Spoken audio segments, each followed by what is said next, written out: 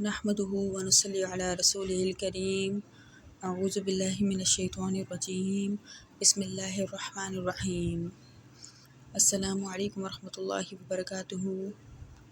حسین series حصہ 7۔ ماقبل video میں ہم نے حضرت مسلم بن عقیل رضی اللہ عنہ کی روانگی اور یزید کا ابن عباس رضی اللہ عنہ کو خط کی بابت بیان کیا تھا۔ اس ویڈیو میں ہم حضرت امام حسین رضی اللہ عنہ کے قاتلین کی کچھ نشانیاں اور ان پر صحابہ کرام کے موقف بیان کریں گے۔ قاتلین شبیر شہید رضی اللہ عنہ کی نشانیاں کچھ یہ ہیں۔ صرف حضرت مسلم بن عقیل رضی اللہ عنہ کی بیعت کرنے والے، اہل کوفہ کے خطوط کی تعداد، خطوط لکھ کر اعتماد میں لینے والے، خطوط میں ساتھ دینے کے وعدے اور قسمیں کھانے والے، خطوط میں بیعت کرنے کا عہد و پیما کرنے والے، مسلم رضی اللہ عنہ کے ہاتھ پر بیعت حسین رضی اللہ عنہ کرنے والے، قیام میں مسلم رضی اللہ عنہ کا انتظام کرنے والے، ساتھ لڑنے کا وعدہ اور ارادہ کرنے والے، اور پھر گرفتار کرنے کے لیے آنے والوں کی تعداد ہی سے کوفہ والوں کی غداریوں، مکاریوں اور عیاریوں کا اندازہ ہو جاتا ہے کہ یہ لوگ گھرانہ رسول صلی اللہ علیہ وسلم کو نیست و نابود کرنے پر تلے ہوئے تھے اور چاہتے تھے کہ ان کے سر پر ایسے الزامات آئیں کہ وہ دنیا سے ہی ختم ہو جائیں۔ موقف اصحاب رسول صلی اللہ علیہ وسلم۔ حضرت حسین رضی اللہ عنہ کی مکہ روانگی پر ہم عبداللہ بن مطیع رضی اللہ عنہ کا موقف پیش کر چکے ہیں۔ اب مکہ المکرمہ سے کوفہ کی طرف روانگی پر اصحاب رسول صلی اللہ علیہ وسلم کے اقوال پیش کیے جائیں گے۔ حضرت حسین رضی اللہ عنہ نے کوفہ سے آئے ہوئے لوگوں کے علاوہ مکہ میں موجود اپنے خاندان اور جلیل القدر اصحاب رسول صلی اللہ علیہ وسلم کو بھی اپنے کوفہ روانہ ہونے کے بارے میں کہا، تو اب ہم آپ کے سامنے ان کا موقف بیان کرتے ہیں۔ حضرت عبداللہ بن عمر رضی اللہ عنہ۔ ہم حاضر خدمت ہوئے، حضرت عبداللہ بن عمر رضی اللہ عنہ کی خدمت میں ان سے موقف سنا۔ حضرت عبداللہ بن عمر رضی اللہ عنہ فرماتے ہیں، حسین رضی اللہ عنہ نے مجھ پر اپنی مائیت کا زور دیا، یعنی ساتھ آنے کا، یعنی ساتھ دینے کا زور دیا، حالانکہ اس کو اپنے والد اور بھائی کے حالات اور انسانی جانوں کے ضیاع سے عبرت حاصل کرنی چاہیے تھی، اور زندگی بھر اپنی جگہ سے نہ ہلتے، لوگوں کی طرح بیعت کرتے اور جماعت کے ساتھ رہتے، پس جماعت کے ساتھ رہنا ہی زیادہ بہتر ہے۔ یہ رائے عبداللہ بن عمر نے حضرت حسین رضی اللہ عنہ کو کوفہ روانگی سے پہلے دی۔ واقدیشی رضی اللہ عنہ نے آپ رضی اللہ عنہ سے فرمایا، آپ بالکل ہرگز بھی مت جائیں، کیونکہ جو بغیر وجہ کے جاتا ہے، جو بغیر وجہ کے خروج کرتا ہے، وہ اپنی جان کا خود ہی قاتل ہوتا ہے۔ البدایہ جلد 8 صفحہ 163۔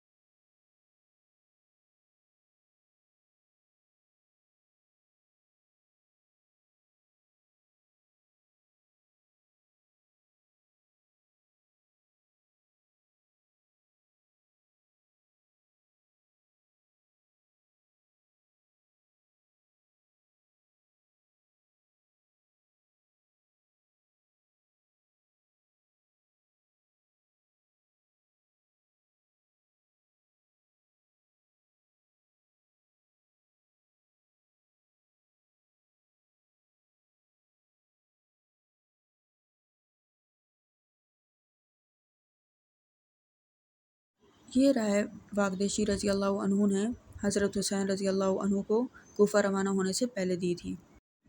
حضرت جابر بن عبداللہ رضی اللہ عنہ حضرت جابر بن عبداللہ رضی اللہ عنہ نے حضرت حسین رضی اللہ عنہ سے فرمایا، اللہ سے ڈریں اور مسلمان ایک دوسرے سے نہ لڑیں۔ یہ رائے حضرت حسین رضی اللہ عنہ کو جابر بن عبداللہ رضی اللہ عنہ نے کوفہ روانہ ہونے سے پہلے دی۔ البدایہ جلد 8 صفحہ 163۔ حضرت عبداللہ بن عباس رضی اللہ عنہ حضرت ابن عباس رضی اللہ عنہ نے حضرت حسین رضی اللہ عنہ سے کہا، آپ کا کہاں کا ارادہ ہے اے ابن فاطمہ؟ فرماتے ہیں عراق کا، اور میرے شیعوں کا بھی میرے ساتھ جانے کا ارادہ ہے۔ تو حضرت ابن عباس نے فرمایا، میں آپ کو اس وجہ سے ناپسند کرتا ہوں، یعنی آپ کے اس ارادے کی وجہ سے میں آپ کو ناپسند کرتا ہوں، یا اس بات کو ناپسند کرتا ہوں کہ آپ جائیں اس قوم کے پاس جنہوں نے آپ کے والد کو قتل کیا اور آپ کے بھائی کو اس قدر طعنے دیے کہ انہوں نے وہ سب چھوڑ دیا، یعنی جو وہ مانگتے تھے ان سے وہ سب چھوڑ دیا اور چھوڑ کر ہی اپنی جان چھڑائی۔ اور میں آپ کو اللہ کی یاد دلاتا ہوں یہ کہ اپنے آپ کو بچا لیں۔ البدایہ جلد 8 صفحہ 163۔ حضرت عبداللہ بن جعفر رضی اللہ عنہ نے بھی روکنے کی کوشش کی ان الفاظ کے ساتھ کہ اہل عراق نے ان کو خبر دے دی ہے کہ آپ کے پاس ایک شخص آ رہا ہے، لہذا خبردار ہو جائیں۔ تو یہ الفاظ بھی مطلب روکنے والے ہی تھے، روکنے کے لیے ہی کہے گئے۔ البدایہ جلد 8 صفحہ 163۔ خلاصہ، یہ ان اصحاب رسول صلی اللہ علیہ وسلم و اہل بیت رضی اللہ عنہم رشتہ داروں کا موقف ہے جو کہ کوفہ والوں کی سابقہ غداریوں، مکاریوں، عیاریوں، چیرہ دستیوں اور بے وفائیوں کا تجربہ رکھتے تھے اور علم رکھتے تھے، اسی وجہ سے روکتے تھے۔ یزید کی ولی عہدی اور خلافت کی بیعت کتنے اصحاب رسول صلی اللہ علیہ وسلم نے کی وہ ہم ذکر کر آئے ہیں، اور ماقبل روایات میں ہم نے حضرت حسین رضی اللہ عنہ کے کوفہ روانہ ہونے کے بارے میں اصحاب رسول صلی اللہ علیہ وسلم کا موقف بیان کر دیا۔